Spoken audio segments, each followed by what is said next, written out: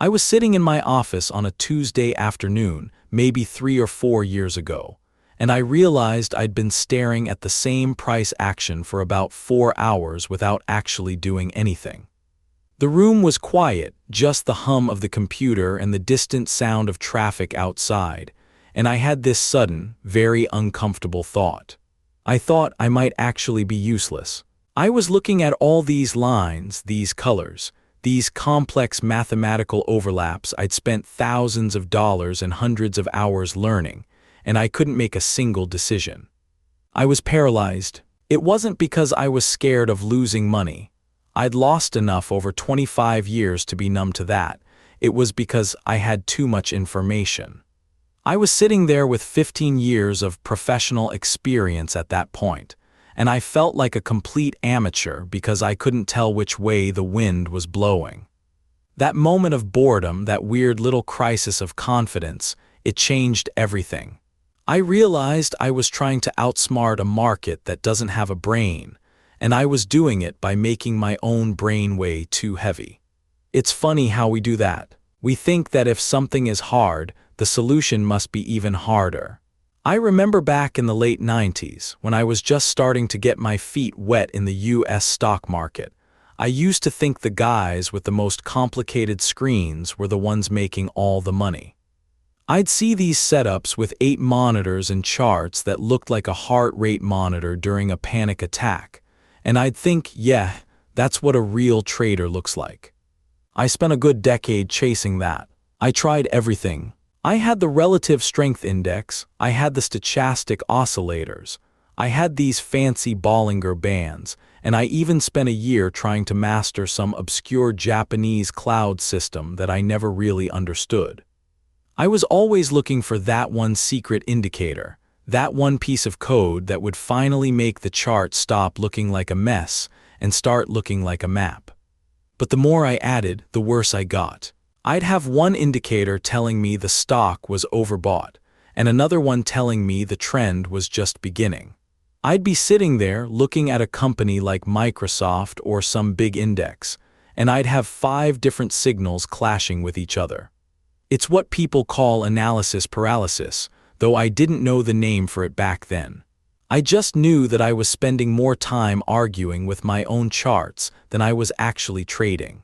I'd miss these beautiful, simple moves because I was waiting for some secondary oscillator to confirm what my eyes could already see. It took me a long time, longer than I'd like to admit, to realize that the market is actually a lot simpler than the people trying to sell you things want you to believe. I've survived the dot-com crash, the 2008 housing mess, the flash crashes, and that long, boring stretch where the market just went sideways for years. And through all of it, I eventually realized that the only 2 things that actually gave me any peace were 2 simple lines. Just 2. One is the 20-period moving average, and the other is the 200-period. That's it. People hear that and they think I'm oversimplifying or that I'm being lazy. But honestly, after 25 years, I've found that the simpler the tool, the harder it is to break. I think of the 20-period line as a kind of a pulse. It's the average price of the last 20 days or 20 bars, depending on what I'm looking at. For a long time, I tried to use it as a signal like a buy here button, but that's not what it is. What I eventually noticed was that it's more like a home base. When a stock is in a real trend, when people are actually putting real money to work, the price treats that 20-period line like a handrail. It might drift away from it for a bit, it might get a little overexcited and run too far, but eventually it always comes back to check in. I started to notice that the best opportunities weren't when the price was screaming higher, but when it was quietly resting right on that 20-period line. I remember this one trade in an old industrial stock, maybe 12 years ago. The news was terrible. Everyone was saying the sector was dead. But I looked at my screen and I saw the price just hugging that 20-period line, sloping up slowly day after day. It wasn't dramatic. It wasn't a hype cycle. It was just steady. I realized that the line was telling me something the news wasn't. It was telling me that despite the noise, the average participant was willing to pay a higher price today than they were yesterday. I stopped listening to the talking heads on the television, and I just started watching that pulse. There's this behavioral study I read years later. I can't remember the name of the researchers, but it basically proved that human beings are wired to see patterns where there aren't any, especially when we're stressed. We want to find a reason for everything, but the 20-period line doesn't give you a reason. It just gives you the average. I learned that when that line is flat, you're basically in no man's land. I've lost more money on flat moving averages than I have on actual crashes. When the line is horizontal, it means there's no consensus. The buyers and sellers are just beating each other up in a small room, and if you step in there, you're just going to get hit by mistake. It took me years to learn to just walk away when I saw that. And then there's the 200-period line. That's the big one. That's the one I think of as the floor or the ceiling of the entire market. In my 25 years, I've noticed that the big institutions, the banks, the pension funds, the guys who are moving billions of dollars, they don't look at the tiny little squiggles on the chart. They can't. They are too big. They look at the 200-period average. It's like this massive, invisible boundary. When price is above it, the world feels okay. People are optimistic. When price is below it, everything changes. I lived through the crash in 2008, and I remember watching the major US indices hit that 200-period line from above. For a few days it held. It felt like the floor was going to stay solid. But then it cracked, and once it cracked, it was like the gravity in the room just doubled. I realized that the 200-period line isn't just math, it's a psychological level. If a stock is trading below its average price for the last 200 days, it means it's sick. I don't care what the CEO says on the earnings call. I don't care about the new product launch. If it's under that line, I'm not interested in being a hero. I used to try to catch falling stars. I'd see a stock drop 30% and think, oh, it's a bargain. I'd buy it while it was way below the 200-period line, and then I'd watch it drop another 40%. I did that more times than I want to admit. It's a quiet kind of shame, sitting there at your desk, watching your account bleed because you thought you were smarter than the long-term average. Now I just use it as a filter. If it's below the 200, it's dead to me. If it's above, we can talk. Sometimes, and this is rare, you see both of them work together. I call it a squeeze. It's when that big, slow 200-period line is flat, and that fast little 20-period line starts curling up and pushing the price right into it. It's like a spring being compressed. I've seen it happen in indices. I've seen it happen in some of the big tech names. It's a beautiful thing to see because it represents a moment where the short-term momentum and the long-term reality are finally forced to make a decision. There's no more room for the price to wiggle. It has to go somewhere. I remember a crypto trade I took. I don't do them often, maybe once or twice a year, but I saw this exact setup. Everyone was screaming that crypto was a scam, then they were screaming it was the future, then a scam again. The noise was deafening, but on the chart, the price was just squeezing between those two lines. It was so quiet, no drama. I just sat there and waited. When it finally broke out, it was like a dam bursting. I didn't need a complicated algorithm to tell me it was coming. I just had to be patient enough to wait for the lines to run out of room.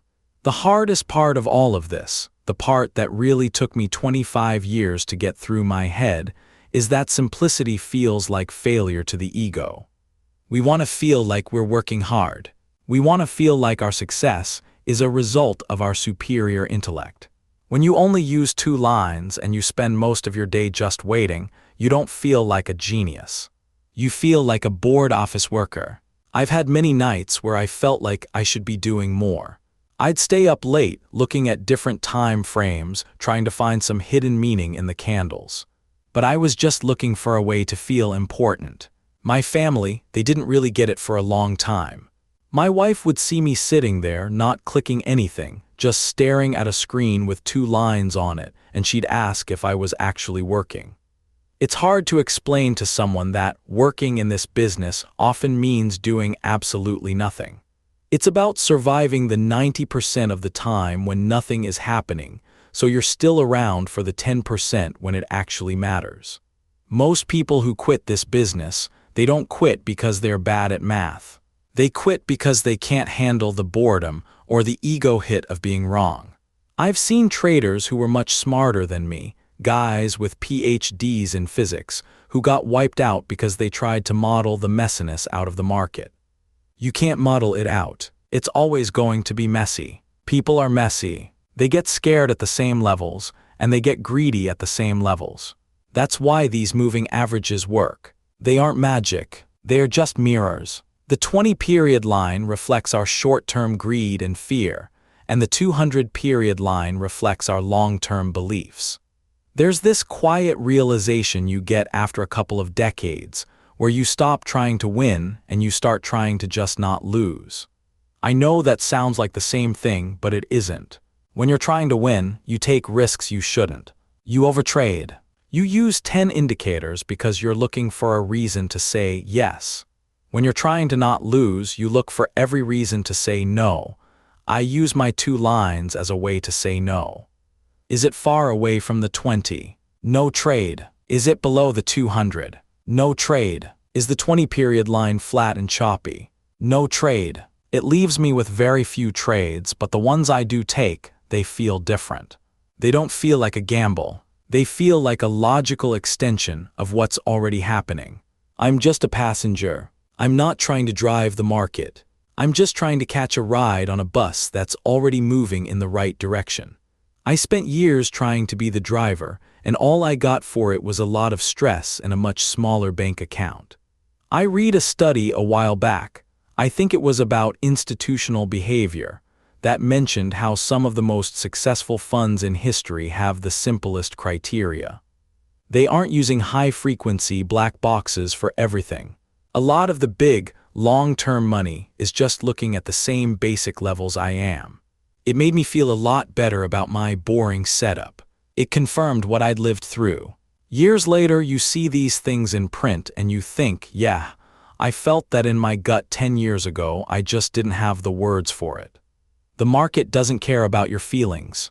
It doesn't care that you have a mortgage or that you want to retire early. It's just a massive machine that processes human emotion into a price. If you can step back and see the emotion through those 2 lines, you have a chance. But you have to be okay with being misunderstood. You have to be okay with people thinking you're not doing enough. I've had friends who made millions in a year and then lost it all in a month because they thought they'd discovered a new way the world worked. They thought they were the exception. I've never thought I was the exception. I'm just someone who's been around long enough to see the cycle repeat. Bull markets, bear markets, they all look the same when you strip away the names of the stocks. The price goes up, it gets extended from the 20, it comes back. It breaks the 200, things get ugly. It stays above the 200, things stay healthy. I'm not a guru. I'm not selling you a course on how to make $1 million by next Thursday. If you're looking for that, you're in the wrong place. I'm just someone who's still here. And in this business, being still here after 25 years is the only credential that actually matters. The messiness doesn't go away. You just get better at sitting in it.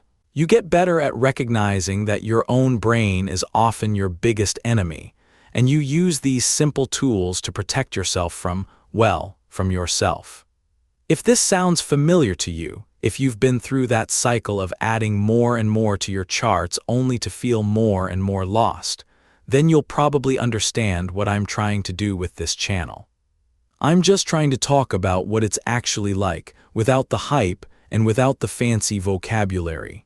It's just me, these 2 lines, and the US stock market. That's been my life for a long time now. I read the comments more than people think. I like to see where people are at in their own journey. If you've been through something like this, if you've finally reached that point where you're ready to strip it all back, drop it in the comments. It's good to know who's out there. And subscribe if this kind of honest, slow-paced talk about the reality of trading helps you think a bit clearer. I think we all need a bit more clarity and a bit less noise. I'm going to go now. I've got some screens to watch, but honestly, I'm mostly just waiting. Waiting for the price to come back to home base. Waiting for the lines to tell me a story I've heard 1,000 times before. It's not exciting, but it's real. And after all these years, real is the only thing I have left for. This is what stays when the noise fades. Just the simple truth of the average. It's not a secret. It's just a long, slow road. Take care of yourselves.